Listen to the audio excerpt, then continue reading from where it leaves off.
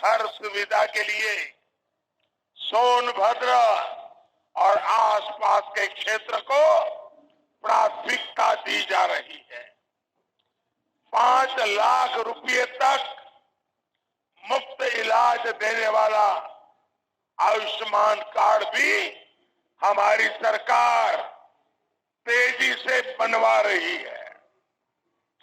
मैं सोनभद्र की गरीब जनजातीय समाज की बहनों से एक और बात कहूंगा। आपको पक्का घर देने का मोदी का इरादा भी पक्का है।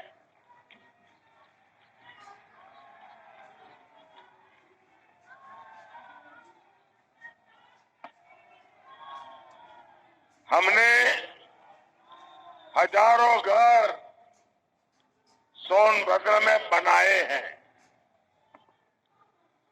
जो लोग बाकी बचे हैं उनको भी 10 मार्च के बाद फिर से योगी जी की सरकार बनने के बाद तेजी से पक्के घर बनाने का काम आगे बढ़ा करके एक एक गरीब परिवार को पक्का घर मिलेगा। और मेरे प्यारे भाइयों बहनों, ये पक्का घर यानी सिर्फ 4 दीवारें नहीं है। जब हम पक्का घर की बात करते हैं तो हमारी कल्पना साफ है। घर वो जिसमें नल से जल पहुंचे। नमस्कार, हमारे चैनल में आपका स्वागत है। मैं हूं रामचंद्र मौर्य। तो आपने देखा प्रधानमंत्री सोनभद्र में एक चुनावी जनसभा को संबोधित कर रहे थे और इस चुनावी जनसभा में उन्होंने जो बातें कही, जो मुद्दे उठाए, उसमें से कुछ भी नया नहीं है। नया सिर्फ इतना है कि इन्होंने झूठे आंकड़े पेश किए। प्रधानमंत्री का झूठ यहां भी पकड़ा गया। प्रधानमंत्री ने कहा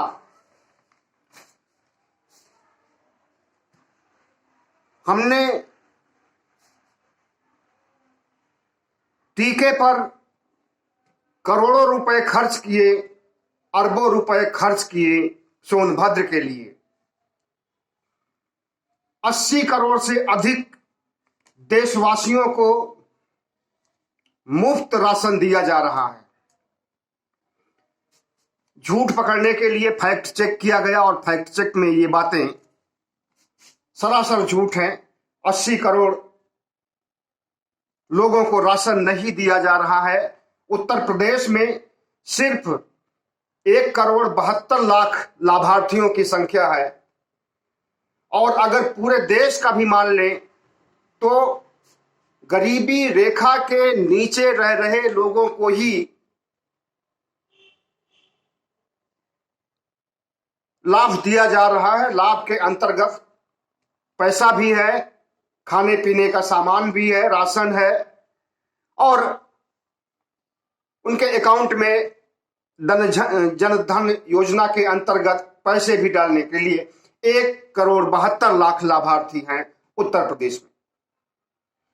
तो प्रदेश के साथ, देश के साथ झूठ बोल करके अपने पक्ष में हवा बनाने के लिए झूठ बोलना प्रधानमंत्री के लिए यह कोई नई बात नहीं है। झूठ तो इनका उसी समय से साबित हो गया था जब इन्होंने स्मार्ट सिटी बनाने की बात कही थी, बुलेट ट्रेन चलाने की बात कही थी, 15 लाख रुपए हर खाते में डालने की बात कही थी और उसमें से एक भी जुमला हकीकत नहीं बन सका। तो सोनभद्र के मतदाताओं को इस बात के लिए गांठ बांध लेनी चाहिए कि प्रधानमंत्री ने जिस तरह से पहले झूठ बोला था उसी तरह से अब भी झूठ बोल रहे हैं और अगर ये कुर्सी पर रहेंगे तो आगे भी झूठ बोलते रहेंगे और आपको एक झूठ के बड़े जंगल में छोड़ देंगे जहां आपको कोई ठिकाना नहीं मिलेगा। प्रधानमंत्री नरेंद्र मोदी जिस तरह से भारतीय जनता पार्टी को जिताने के लिए पूरी ताकत लगा रहे हैं, झूठ बोल रहे हैं, वहीं दूसरी ओर इनके प्रत्याशी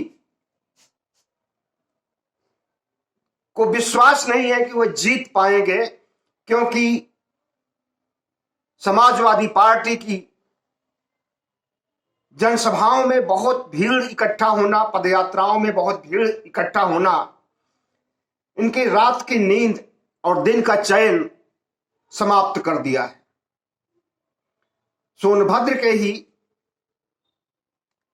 सोनभद्र में रॉबर्ट्सगंज सीट के भूपेश चौबे उठक बैठक कर रहे हैं कान पकड़ करके जनता के सामने, मतदाताओं के सामने कि हमसे गलती हो गई, मैंने 5 साल तक कोई काम नहीं किया है, इसके लिए हमें माफ कीजिए। इसके लिए बाकायदा वे उठक बैठक कर रहे हैं कान पकड़ करके। और सिर्फ इतना ही नहीं, बल्कि वृद्ध जनों के तेल मालिश करते हुए भी उनका वीडियो वायरल हो रहा है सोशल मीडिया पर। इसी तरह से दूसरे भी प्रत्याशी कहीं हाथ जोड़ते हुए तो कहीं रोते हुए उनके वीडियो वायरल हो रहे हैं। लेकिन इन्हीं क्षेत्रों में, इसी पूर्वांचल में भारतीय जनता पार्टी के नेताओं का खदेड़ा हुआ था कुछ समय पहले। पूर्वांचल के जिस क्षेत्र में चुनाव बचा रह गया है, वहां पर भारतीय जनता पार्टी की पकड़ बिल्कुल भी नहीं है। 2017 में जब इन्हें भारी बहुमत मिला था, 40% से अधिक मत मिला था भारतीय जनता पार्टी को, तो इसी पूर्वांचल इलाके में 34% ही मत मिल पाया था भारतीय जनता पार्टी को। इसकी वजह कि यहां पर पिछड़ी जातियों, अति पिछड़ी जातियों, अनुसूचित जातियों, जनजातियों और मुसलमानों की संख्या अधिक है और सभी गरीबी रेखा के नीचे जीवन बसर कर रहे हैं।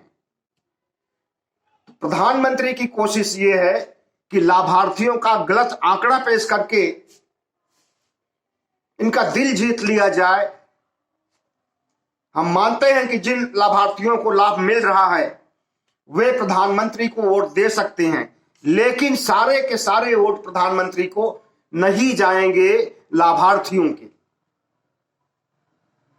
क्योंकि लाभार्थियों पर और इनके मुफ्त राशन पर जातीय समीकरण भारी पड़ रहा है। और वो जातीय समीकरण जो भारतीय जनता पार्टी ने 2017 में अपने पक्ष में किया था, उसी जातीय समीकरण को अखिलेश यादव ने 2022 के चुनाव में अपने पक्ष में कर लिया है। जो गरीब हैं, अति गरीब हैं, गरीबी रेखा के नीचे हैं, उन्हें भी अपनी जाति पर अभिमान होता है और अपने जाति के नेताओं के इशारे पर ही ज्यादातर मतदाता मतदान करते हैं। भारतीय जनता पार्टी के लिए सकारात्मक बात कोई है, अगर उसके पक्ष में कोई बात है तो सिर्फ एक है, लाभार्थी कि जिनको राशन दिया गया, जिनको पैसे दिए गए। इसके अलावा भारतीय जनता पार्टी को कुछ भी वोट प्राप्त करने का एजेंडा नहीं है।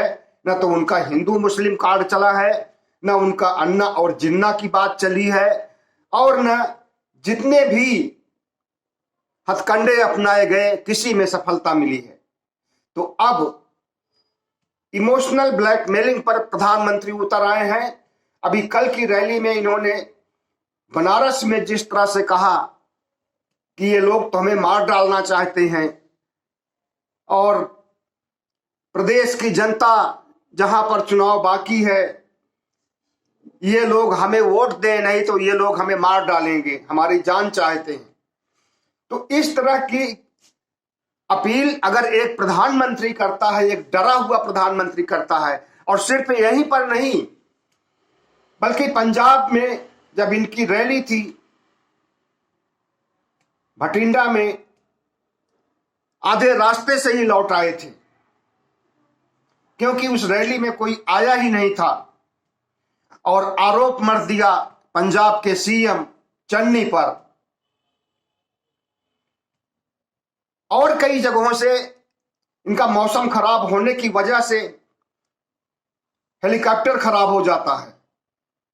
दिल्ली के लोगों के लिए मौसम खुला हुआ था, पश्चिमी उत्तर प्रदेश के लोगों के लिए, बिजनौर के लोगों के लिए मौसम खुला था, लेकिन प्रधानमंत्री के लिए मौसम खराब था। हाँ, वास्तव में मौसम खराब था। पश्चिमी उत्तर प्रदेश का चुनावी मौसम खराब था और उस चुनावी मौसम में आपको जहां रैली करनी थी वहां सन्नाटा था। और इसी सन्नाटे की खबर पा करके आपने जनता के साथ झूठ बोला, लेकिन ऐसा झूठ बोला जो जनता देख रही थी, और इसका खूब प्रतिवाद भी हुआ है। लोगों ने मजाक उड़ाया है प्रधानमंत्री का। तो हमारे देश में आज के प्रधानमंत्री जुमलों के लिए जाने जाते हैं, मजाक के लिए जाने जाते हैं, लंबी चौड़ी बातों के लिए जाने जाते हैं, और सबसे बड़ी चीज हिंदू मुस्लिम करने और कराने के लिए जाने जाते हैं। नरसंहार कराने का मादा अगर किसी प्रधानमंत्री में है तो इसी प्रधानमंत्री में है। इन्हीं प्रधानमंत्री के शासनकाल में धर्म संसद आयोजित की जाती है उत्तराखंड में, और वहां पर मार डालने, काट डालने की बात और संविधान, भगवा संविधान पेश करने की बात कही जाती है, और उस पर प्रधानमंत्री कोई संज्ञान नहीं लेते हैं। अगर जेएनयू में कोई एक नारा भी बोल दे, भले ही वो भारत के पक्ष में नारा हो, देश के पक्ष में हो, गरीबों मजदूरों के पक्ष में हो, तो उस पर तुरंत मुकदमा दायर हो जाता है और कार्रवाई होने लगती है। लेकिन इतने बड़े नरसंहार की बात के बाद, संविधान का विकल्प पेश करने के बाद, भगवा संविधान पेश करने के बाद, हिंदू राष्ट्र के लिए काट डालने, मार डालने की बात युवा वाहिनी ने कही, उस पर मुकदमा नहीं करते हैं और उस पर इनका कोई देशद्रोही कानून नहीं लागू होता है। तो ऐसे प्रधानमंत्री हमारे हैं आज के, जिन्हें प्रधानमंत्री कहने में भी शर्म आती है, और बनते हैं ओबीसी के प्रधानमंत्री और काम करते हैं आरएसएस का, आरएसएस के एजेंडे का, ब्राह्मणवाद का, हिंदू राष्ट्र का और पिछड़ी जातियों के विरोध का। खुद ओबीसी बनते हैं, बनने लगे हैं, जबकि ये मोदी हैं और मोदी बनिया होते हैं और बनिया ऊंची जात में होते हैं हर जगह, गुजरात में भी। लेकिन इन्होंने 3 साल पहले अपना नाम ओबीसी में डलवाया है, और अगर कोई डालेगा नहीं नाम तो उसकी नौकरी नहीं रह जाएगी। इस तरह से बहुत सारी नौकरियां इन्होंने ले भी ली है जो इनके पक्ष में काम करना नहीं चाहते थे, या इनके किसी रिस्पांस पर, किसी गतिविधि पर लोग मुस्कुरा देते हैं। मन की बात के दौरान इन्होंने कई कर्मचारियों को बर्खास्त किया है नौकरी से, जब उस कर्मचारी ने इनकी गलत हरकतों पर मुस्कुरा दिया था। तो ऐसे प्रधानमंत्री हमारे हैं जिनके अंदर सहनशीलता नाम की कोई चीज नहीं है, बल्कि एक उग्र राष्ट्रवाद, उग्र हिंदूवाद और उग्र ब्राह्मणवाद के पुरोधा शुरू से रहे हैं, जब से ये आरएसएस के प्रचारक रहे हैं। और प्रधानमंत्री के बनने के बाद भी ये आरएसएस का प्रचारक अपने को बताते हैं, और बाहर के देशों में जाते हैं तो अपने को कहते हैं कि हम गांधी और बुद्ध के देश से आए। तो ऐसे प्रधानमंत्री पर सोनभद्र के मतदाताओं, पूर्वांचल के मतदाताओं कतई नहीं भरोसा करना, जो आपके सामने झूठ उगल करके आए हैं, और इनके झूठ की पोल फैक्ट चेकर ने पोल खोल करके रख दी है। इन्होंने ये कहा कि 8-10 वन उपजों के लिए एमएसपी पहले की सरकारें दिया करती थी, और आज हम 90 वन उपजों पर एमएसपी दे रहे हैं। यह भी सरासर गलत है। 8-10 वन उपजों पर तो वास्तव में पहले कार्रवाई होती थी, उस पर एमएसपी भी दी जाती थी, और उसके बाद बढ़ा करके 20 से 25 वन उपजों पर कांग्रेस के समय में भी 2012 में ही कर दिया गया था, और वही अभी भी है। अगर प्रधानमंत्री कहते हैं कि 90 वन उपजों को हम एमएसपी दे रहे हैं तो ये सरासर गलत है। इसी तरह से जब एमएसपी की बात आई है तो किसान आंदोलन भी याद आ जाता है। किसान आंदोलन में प्रधानमंत्री ने माफी मांगी थी, घुटने टेके थे किसानों के सामने, और 3 काले कानूनों को वापस लिया था। एमएसपी पर गारंटी के लिए लिखित पत्र लिखा था किसानों को, और उस पर गारंटी आज तक नहीं दी जा सकी है, और न गारंटी देने के लिए बनाए जाने वाले कानून के लिए समिति बनाई गई है, न समिति के लिए किसी को आमंत्रित किया गया है। इसी तरह से किसानों की अन्य 5 मांगों पर प्रधानमंत्री ने कोई ध्यान नहीं दिया, जबकि उस समय किसान आंदोलन समाप्त होते समय उन्होंने लिखित दिया था कि हम इन समस्याओं का निदान करेंगे। 750 मरे किसानों, शहादत हुए किसानों के परिजनों को सहायता दी जाएगी। 5 लाख रुपए जिस तरह से पंजाब में दिया जा रहा है, पंजाब सरकार दे रही है, और भी जितनी मांगे थी सब इन्होंने मान ली थी, लेकिन उस पर कार्रवाई नहीं हुई और किसान वादा खिलाफी दिवस मनाया। और उसके बाद से प्रधानमंत्री और योगी की रातों की नींद, दिन का चैन समाप्त करने के लिए वोट मांग रहा है। उत्तर प्रदेश के मतदाताओं से वोट पर चोट करने की बात कर रहा है किसान आंदोलन, और यही किसान आंदोलन के लोग पश्चिम बंगाल में भी जाकर वोट पर चोट करने की बात कहे थे, और वहां का क्या परिणाम हुआ है किसी से छुपा नहीं। तो प्रधानमंत्री जी जिस तरह से अपने भाषणों में झूठ बोलते हैं, गलत बयानी करते हैं और विपक्ष को बदनाम करने का काम करते हैं, उसे जनता अच्छी तरह से समझ चुकी है, समझ रही है और आगे भी समझेगी। प्रधानमंत्री का यह कहना कि मेक इन इंडिया का मखौल उड़ाते हैं अखिलेश यादव, और मेक इन इंडिया के तहत और कोरोना के टीके लगाए गए, और इन टीकों में हाथ उठा करके आप लोग बताइए कि आपको 1 पैसे देने पड़े थे। प्रधानमंत्री को याद दिलाया जाए कि इस महामारी के पहले भी कई महामारियां आ चुकी हैं, और उन महामारियों के लिए भी टीके लगाए गए थे। खसरा के टीके, चेचक के टीके, क्षय रोग के टीके सब फ्री में ही लगाए गए थे। पोलियो के टीके सब फ्री में लगे थे।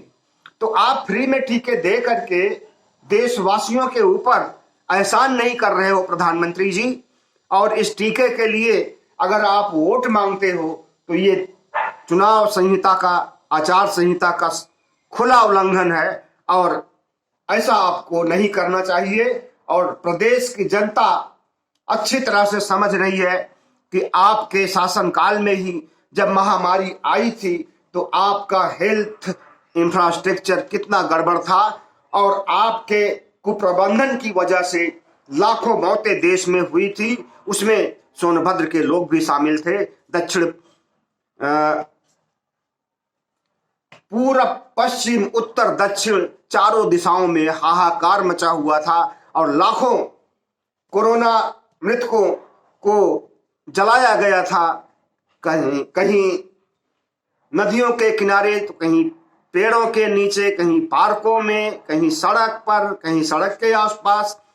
पूरा देश शमशान बन गया था। प्रधानमंत्री जी आप स्वास्थ्य की बात तो नहीं ही कीजिए, और आयुष कार्ड की भी बात नहीं कीजिए, क्योंकि आपके शासनकाल में जितनी तबाही हुई है स्वास्थ्य से संबंधित, इतनी तबाही भारत के इतिहास में किसी भी प्रधानमंत्री के शासनकाल में नहीं हुई है। और इसके लिए कोई अगर जिम्मेदार है तो वो आपकी सरकार जिम्मेदार है। वो चाहे कोरोना पर नियंत्रण के मामले में बात रही हो, या कोरोना के आने पर ताली और थाली बजा करके कोरोना से का स्वागत करने की बात रही हो, आपने ही किया था प्रधानमंत्री जी। यह सब आपको ध्यान देना चाहिए। और प्रधानमंत्री जी निश्चित रूप से ध्यान नहीं देंगे। ध्यान तो देना है आपको, मतदाताओं को, जिनके साथ ये 2014 से ही 2013 से ही झूठ बोलते आए हैं। कभी कहते थे कि काला धन वापस आने पर 15-15 लाख देंगे सबको, कभी कहते थे कि नोटबंदी कर देने से आतंकवादियों की कमर टूट जाएगी, काला धन वापस आ जाएगा। तो और सारी इनकी योजनाएं, सारे इनके लोक लुभावन नारे सब कहां चले गए? अच्छे दिन आएंगे,